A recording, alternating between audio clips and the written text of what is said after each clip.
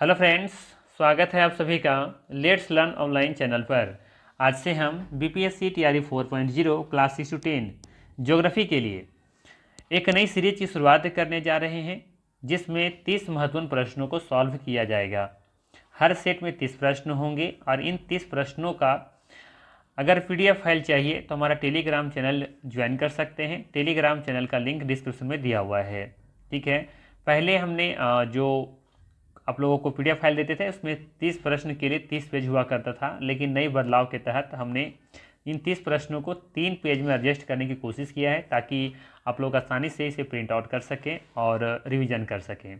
ठीक है, क्योंकि 30 पेज में 30 प्रश्न होना फिर प्रिंट आउट करना तो बहुत ज़्यादा कॉस्ट आता होगा, है ना। तो हमने ऐसा कोशिश किया है कि 30 प्रश्नों को 3 पेज में ही कवर किया जाए, ताकि आप लोग आसानी से इसे प्रिंट आउट करें और आसानी से इसको रिवीजन कर सकें।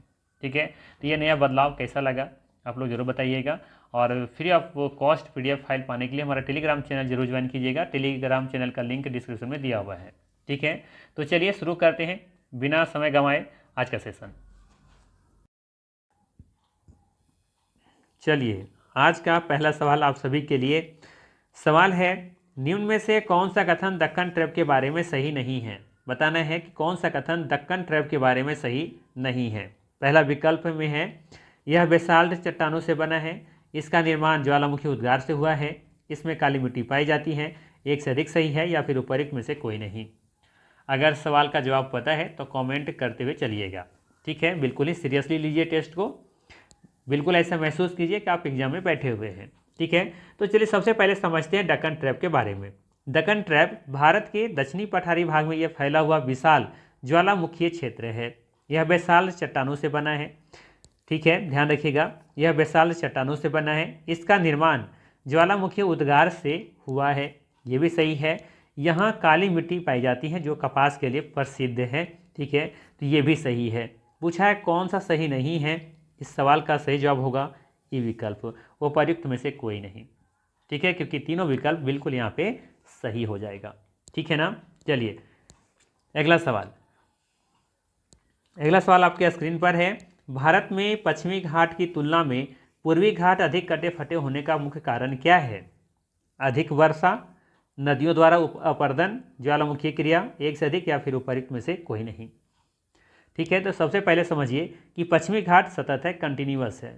ठीक है, पश्चिमी घाट सतत पर्वत है, जबकि पूर्वी घाट असतत है और कई स्थानों पर नदियां उन्हें काटती हैं। ठीक है, जैसे महानदी, गोदावरी, कृष्णा, कावेरी आदि नदियों ने पूर्वी घाट को काट कर खंडित कर दिया है। ठीक है, अर्थात हम कह सकते हैं इस सवाल का सही जवाब क्या हो जाएगा, विकल्प नंबर बी, नदियों द्वारा अपरदन के कारण देखेंगे कि पश्चिमी घाट की तुलना में पूर्वी घाट अधिक कटे फटे हैं। ठीक है, अर्थात अकंटिन्यूअस कह सकते हैं, डिसकंटिन्यूअस कह सकते हैं या फिर असतत कह सकते हैं आप। ठीक है, विकल्प नंबर बी यहाँ पे बिल्कुल ही सही हो जाएगा। ठीक है, चलिए अगला सवाल देखिए। अगला सवाल है आप सभी के लिए, कौन सी नदी भ्रंश घाटी से होकर बहती हैं, अर्थात रिफ्ट वैली से होकर के बहती हैं। नर्मदा, गोदावरी, कावेरी, एक से अधिक या फिर उपर्युक्त में से कोई नहीं। ठीक है, भ्रंश के कारण बनी घाटी को रिफ्ट वैली कहते हैं।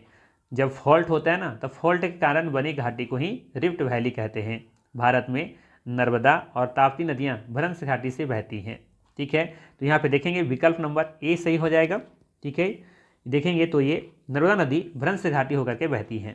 ठीक है, और ये भी याद रखिएगा, नर्मदा नदी आप देखेंगे तो ऊपर में ये सतपुड़ा, सॉरी विंध्याचल।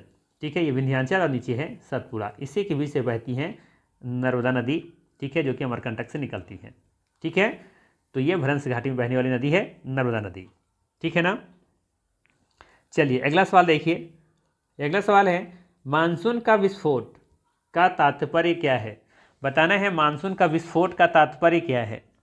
मानसून की वापसी, मानसून का अचानक सक्रिय होना, मानसून का कमजोर होना, एक से अधिक होगा या फिर उपर्युक्त में से कोई नहीं। तो सबसे पहले समझिए कि मानसून विस्फोट क्या है। जब मानसून अचानक तेज वर्षा के साथ सक्रिय हो जाता है, एक्टिव हो जाता है, उसे ही मानसून का विस्फोट कहते हैं। आमतौर पर जून में केरल तट पर अचानक भारी वर्षा से शुरुआत होती है। ठीक है, तो यहाँ पे देखेंगे अचानक सक्रिय होना, मानसून का अचानक सक्रिय होना ही क्या है, मानसून का विस्फोट है। विकल्प नंबर बी बिल्कुल ही यहाँ पे सही हो जाएगा। ठीक है, चलिए अगला सवाल देखिए।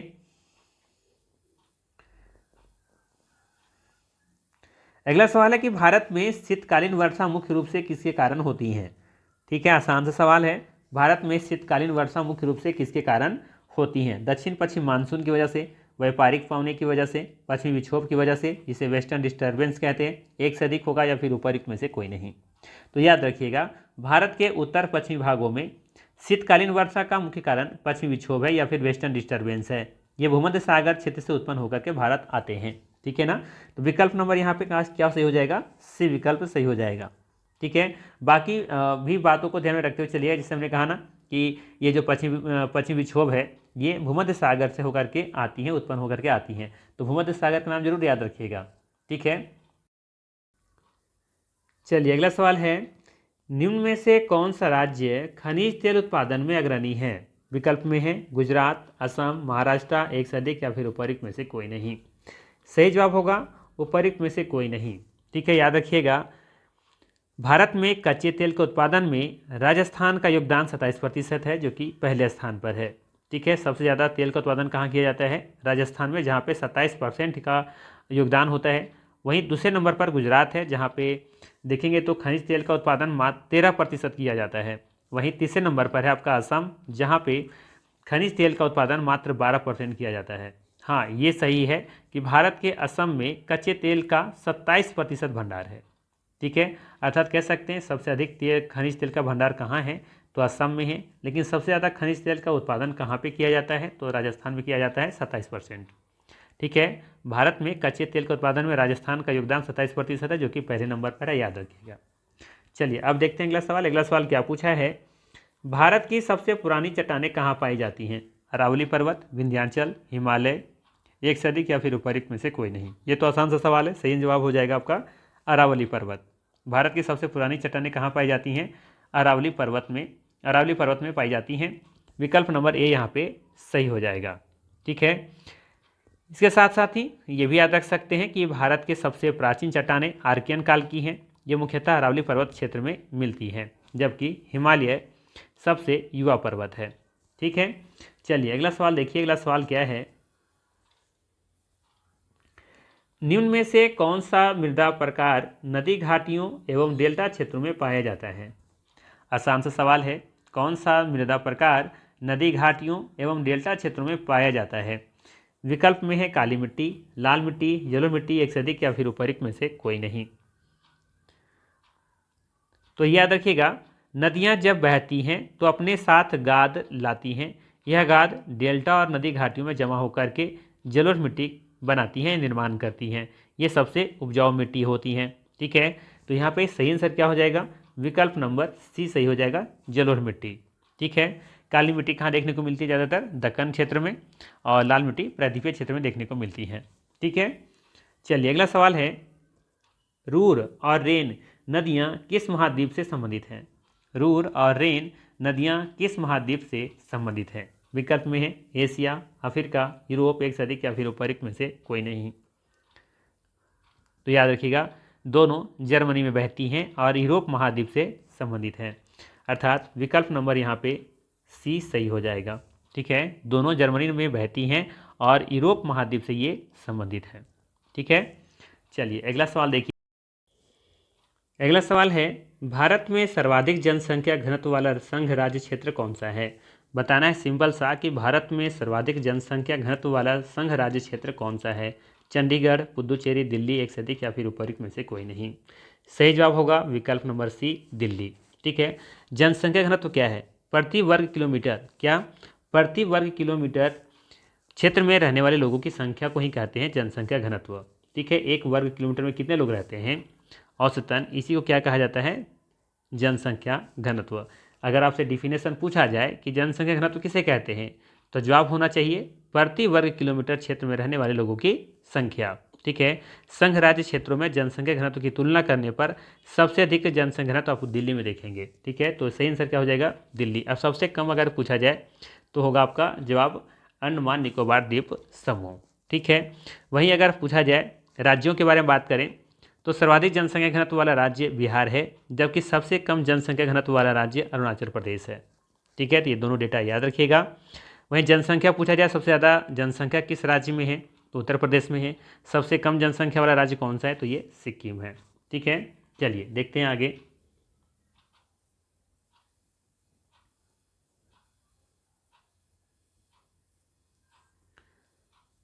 चलिए अगला सवाल देखिए, सवाल सिंपल सा ये भी है, बताना है कौन सा कथन सही है। ठीक है, बताना है यहाँ पे कि कौन सा कथन सही है। पहला है भूमध्य रेखा पर दिन रात की अवधि असमान होती है। विकल्प बी में है कर्क रेखा सूर्य की सीधी किरणें वर्ष में एक बार प्राप्त करती हैं। मकर रेखा पर सूर्य की किरणें कभी सीधा नहीं पड़ती। एक से अधिक यहाँ पे कथन सही है या फिर उपरोक्त में से कोई नहीं। तो बात करें यहाँ पे पहला विकल्प के बारे में, दे रखा है कि भूमध्य रेखा पर दिन रात की अवधि असमान होती है। ये कथन यहाँ पे बिल्कुल ही क्या है, गलत है। क्यों? भूमध्य रेखा पर वर्ष भर लगभग दिन रात बराबर होते हैं। ठीक है, वहीं बात करें बी विकल्प के बारे में, दे रखा है कि कर्क रेखा सूर्य की सीधी किरणें प्राप्त करती हैं। ठीक है, तो यहाँ पे आप देखेंगे तो ये कथन सही है। 21 जून को सूर्य की सीधी किरणें कर्क रेखा पर पड़ती हैं, ये कथन आप सही मान सकते हैं। वहीं बात करें सी विकल्प के बारे में, दे रखा है कि मकर रेखा पर सूर्य की किरणें कभी सीधी नहीं पड़ती, तो ये कथन गलत है। 22 दिसंबर को मकर रेखा पर सीधी किरणें पड़ती हैं। ठीक है, तो ये कथन यहाँ पे गलत है। पूछा है कौन सा सही है, तो विकल्प नंबर यहाँ पे 20 सही हो जाएगा। ठीक है, चलिए अगला सवाल देखिए। अगला सवाल है एल नीनो का प्रभाव भारत पर सामान्यतः क्या होता है? अधिक वर्षा, सामान्य मानसून, मानसून की असफलता, एक से अधिक या फिर उपरोक्त में से कोई नहीं। तो याद रखिएगा इस सवाल का सही जवाब होगा विकल्प नंबर सी, मानसून की असफलता। एल नीनो का प्रभाव भारत पर सामान्यतः मानसून की असफलता देखने को मिलती है। ठीक है, यहाँ पे एल नीनो के बारे में थोड़ा सा समझिए। एल नीनो क्या है, तो यहाँ पे बस एक लाइन याद रखिएगा कि एल नीनो के दौरान प्रशांत महासागर के मध्य पूर्वी भाग का पानी असामान्य रूप से गर्म हो जाता है। परिणाम स्वरूप भारत में आने वाली दक्षिण पश्चिम मानसूनें पहुने कमज़ोर हो जाती हैं। इसलिए भारत में अक्सर आप देखेंगे कि सूखा या कम वर्षा की स्थिति बनती है। ठीक है, तो यहाँ पे आपसे पूछा क्या था कि एल नीनो का प्रभाव भारत पर सामान्यतः क्या होता है, तो आपको याद रखना है कि मानसून की असफलता, जिससे क्या होता है यहाँ पे सूखा या कम वर्षा देखने को मिलती है। ठीक है, सीधी सीधी ये भी याद रख सकते हैं कि एल नीनो भारत के लिए एक तरह से कह सकते हैं कि ये अच्छी चीज़ नहीं है। ठीक है, ये कहीं ना कहीं हमारे लिए नुकसान पहुंचाता है। ये बस आप एक लाइन में याद रखिए। चलिए आगे देखिए, अगला सवाल क्या है। अगला सवाल है कि भारत में सर्वाधिक जूट उत्पादन किस राज्य में होता है? ठीक है, भारत में सर्वाधिक जूट उत्पादन किस राज्य में होता है? बिहार, असम, पश्चिम बंगाल, एक से अधिक या फिर उपरोक्त में से कोई नहीं। आंसर अगर पता है तो आप लोग जरूर देते चलिए। ठीक है, तो यहाँ पे याद रखिएगा, पहले तो याद रखिएगा कि भारत में जूट उत्पादन का केंद्र गंगा ब्रह्मपुत्र डेल्टा है। ठीक है, और विकल्प के आधार पर आप देखेंगे तो सी विकल्प यहाँ पे सही होगा, पश्चिम बंगाल। ठीक है, पश्चिम बंगाल देखेंगे कि भारत में सर्वाधिक जूट उत्पादन करने वाला राज्य है। सी विकल्प सही हो जाएगा। अगला सवाल है निम्न में से कौन सा पर्वत क्रम भूगर्भीय दृष्टि से सबसे नवीन है? अरावली, सतपुड़ा, हिमालय या फिर एक से अधिक या फिर उपरोक्त में से कोई नहीं। ये तो आसान सा सवाल है, पहले ही बता चुके हैं। सही आंसर क्या हो जाएगा? हिमालय। ये सबसे नवीन वलित पर्वत है। और सबसे प्राचीन कौन सा है? अरावली है।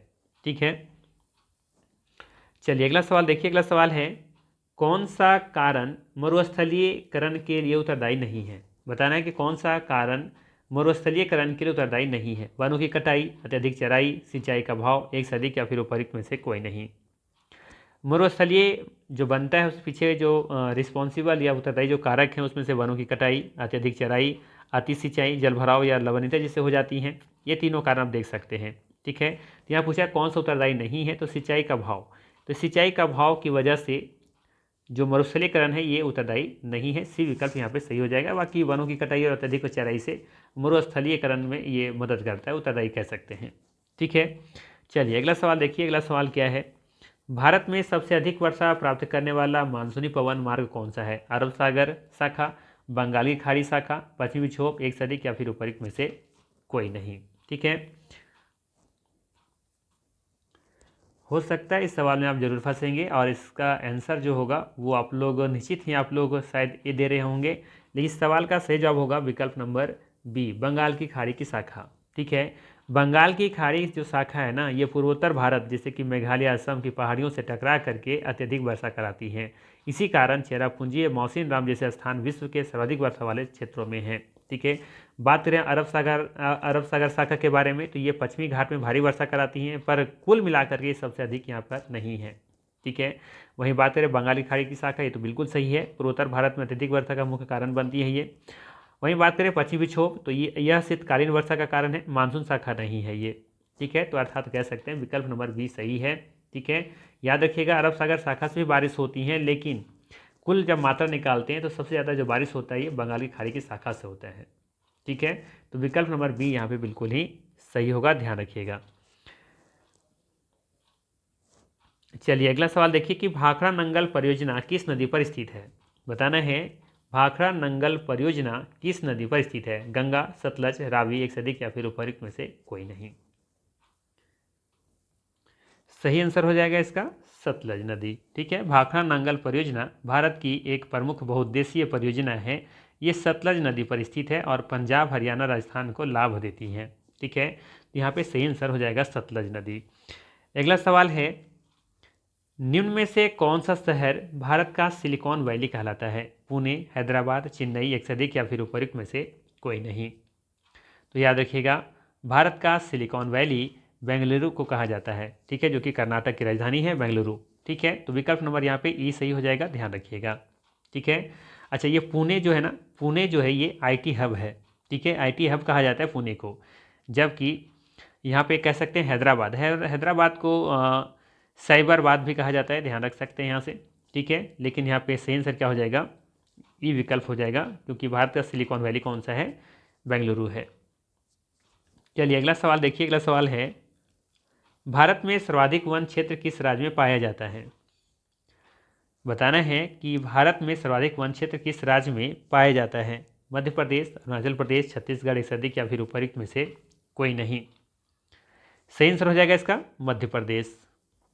ये विकल्प यहाँ पे बिल्कुल ही सही हो जाएगा। ठीक है, मध्य प्रदेश में आप देखेंगे तो सर्वाधिक वन पाई जाती हैं। ठीक है, लेकिन परसेंटेज के आधार पर बताइए कमेंट करके कि किस राज्य में देखने को मिलती है। याद रखिएगा भारत में सबसे बड़ा वन आवरण प्रतिशत में मिजोरम रखता है। ठीक है, जहाँ पे आप देखेंगे तो 85.4% वन पाया जाता है। ठीक है, तो अगर क्षेत्रफल में पूछा जाए तो मध्य प्रदेश, और अगर यदि परसेंटेज के आधार पर पूछा जाए तो मिजोरम इसका सही आंसर होगा। ठीक है, और ये भी याद रखिएगा कि भारत में दूसरा सबसे बड़ा वन वाला राज्य कौन सा है, अरुणाचल प्रदेश है। इस सवाल को हम नेक्स्ट सेट में जरूर डालेंगे, आप लोग जरूर बताइएगा। ठीक है, तो याद रखिएगा अरुणाचल प्रदेश भारत में दूसरा सबसे बड़ा वन वाला क्षेत्र है। ठीक है, जो कि छत्तीसगढ़ तीसरे स्थान पर है। ठीक है, चलिए अगला सवाल देखिए, अगला सवाल है कि मानव विकास सूचकांक HDI में निम्न में से कौन सा घटक शामिल नहीं है। शिक्षा, स्वास्थ्य, जनसंख्या घनत्व, एक से अधिक या फिर उपयुक्त में से कोई नहीं। आंसर पता है तो कमेंट करते चलिएगा। सही आंसर हो जाएगा सी विकल्प, जनसंख्या घनत्व। जनसंख्या घनत्व मानव विकास सूचकांक के घटक में शामिल नहीं है, जबकि शिक्षा और स्वास्थ्य को शामिल किया जाता है। ठीक है, तो सी विकल्प यहाँ पे सही हो जाएगा। चलिए आगे देखते हैं।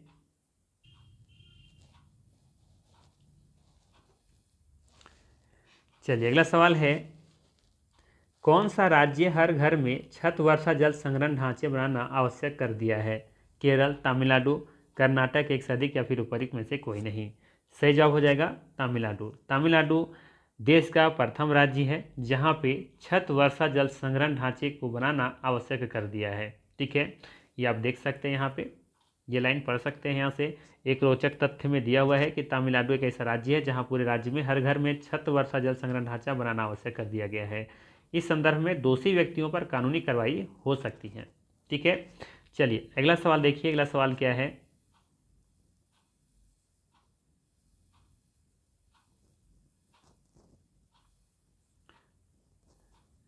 चलिए अगला सवाल है मेघालय के शिलांग शहर में छत वर्षा जल संग्रहण के संबंध में निम्नलिखित में से कौन सा कथन सत्य है। पहला दे रखा है चेरापूंजी और मासिनराम शिलांग से 550 किलोमीटर की दूरी पर स्थित है। शिलांग शहर पीने के जल की कमी की गंभीर समस्या का सामना नहीं करता है। घरेलू जल आवश्यकता की कुल मांग के लगभग 15 से 25% हिस्से की पूर्ति छत जल संग्रहण व्यवस्था से होती है।